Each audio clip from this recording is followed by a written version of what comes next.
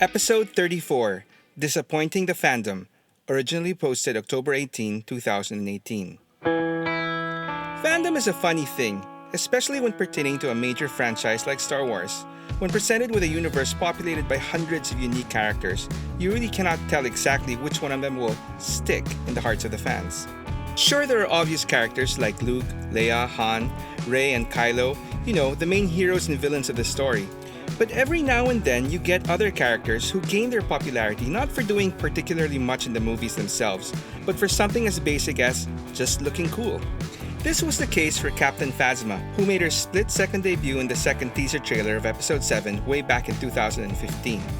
Given that it had been 10 years since the last major movie, Revenge of the Sith, it was understandable that fans were over the moon and overflowing with excitement for seeing all these new characters shown in the first two teasers, and eventually, the official trailer for The Force Awakens. There was definitely a lot to take in, from the cute ball-shaped droid rolling through the desert, to the new dark sinister figure in a snowy forest, activating yet another new type of lightsaber.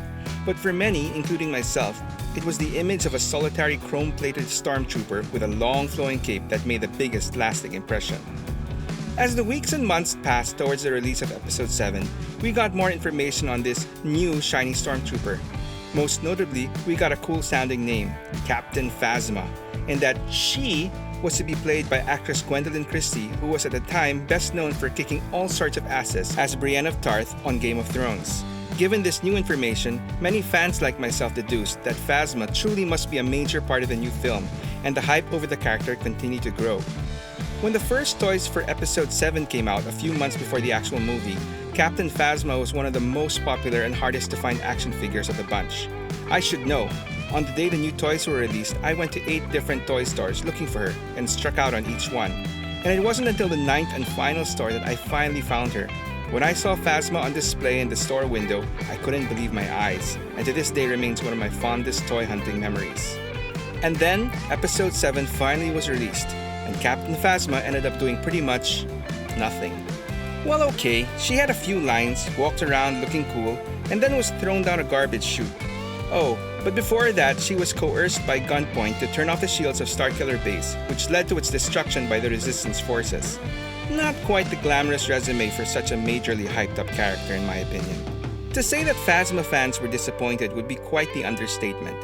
On my part, I wasn't that bothered since I enjoyed The Force Awakens a lot, so I could live with the underuse of Phasma in the film.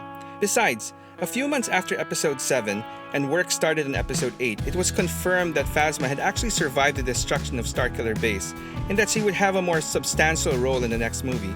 So I was at least a little optimistic. Then The Last Jedi came out in 2017, and Captain Phasma finally made her highly anticipated return towards the latter half of the film. To be honest, I had actually forgotten about her at that point, so I was genuinely surprised when she showed up. Unfortunately, she didn't do too much either in Episode 8. True, she had a pretty epic but short battle with Finn, which she lost, and then basically fell to her fiery demise during the destruction of the First Order ship, the Supremacy. And once again, Phasma fans were disappointed. For someone who was super hyped up from the start, very few characters in Star Wars have done so little as Phasma and fallen out of favor with the fandom. Case in point, after being one of the hardest to find figures in 2015, she became one of the hardest to sell figures a couple years later on. It took me forever to find a buyer for my Phasma, even at half the original selling price. Eventually, I had to bundle it with a more desirable character in order to finally sell it. But don't get me wrong, I didn't get rid of my Phasma because I didn't like the character anymore. I actually did it because I found a better version of her for my shelf.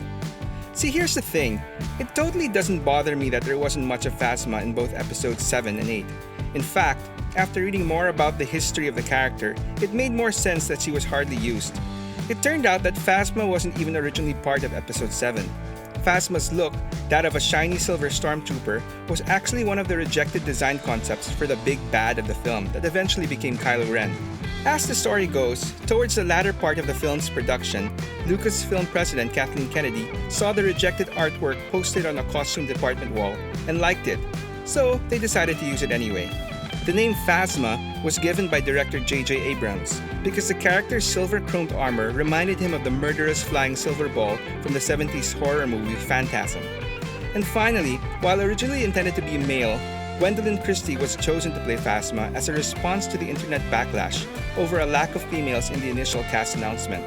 This at least made Phasma significant for being the first major female villain in a Star Wars theatrical film. Despite not doing much in the films, to their credit, Disney has made the effort to flesh out her character more through other media, with a limited series comic book and a novel. I've read the comic, which explains what she did literally right after she was thrown down the garbage chute in Episode 7. And while I haven't actually read the novel, I did read the synopsis on Wikipedia, which delves more on her origins as part of a warrior clan on the planet Parnassus, and how she eventually worked her way through deceit and betrayal to the top ranks of the First Order. Both stories give a really good idea of the type of character Phasma is. While on the surface it seems like she's your typical by-the-book soldier, completely loyal to the First Order, it turns out to be quite the opposite. Phasma is more of a self-serving opportunist, loyal only to herself, who will stop at nothing to secure her own self-preservation. From, spoiler, killing her own flesh and blood to erase her past, to deceiving an entire endangered tribe to fight to their deaths for her, as she hunts down a First Order officer whom she suspected knew that she turned off the Starkiller base shields. In retrospect, it makes perfect sense that she would be the one to turn off the shields in order to avoid getting killed. In fact, a deleted scene from The Last Jedi shows that when backed up against the wall, she would even kill her own troopers without hesitation in order to save herself. And here's another interesting tidbit about her armor. It was apparently crafted out of the plating of a Naboo starship that was once owned by Emperor Palpatine, very similar to the one featured in Episode 1, The Phantom Menace. Anyway, at the end of the day, the sequel trilogy is not about Phasma. It's not her story. No one at Disney or Lucasfilm ever said that she was going to be a major character.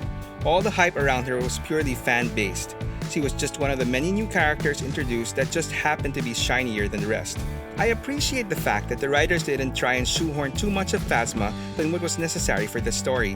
She had a specific purpose, which was to be a foil for Finn and his character's development, and she was effective at it. And that's good enough for me to remain a fan of Phasma. So does anyone here think that Phasma got a raw deal in the sequel trilogies? Should she have been given a bigger role? Let me know in the comments below, and tell me your story. Thanks for watching Stories from the Toy Shelf Redux. If you enjoyed this story, please click on the like button and subscribe to the channel to help me tell more. Until the next one.